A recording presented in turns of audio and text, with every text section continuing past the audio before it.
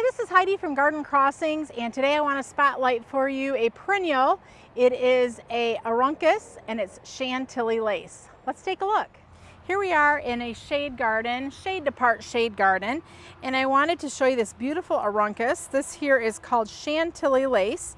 It is the beginning of June right now, just so you can kind of put an idea on when this blooms in the garden.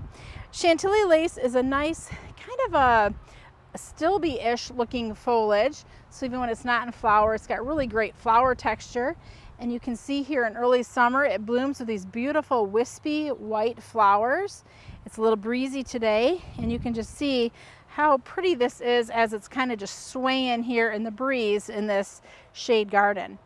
The plant itself is about 18 inches tall and about 18 inches wide. With the flower, it's looking to be about 24 inches tall or so.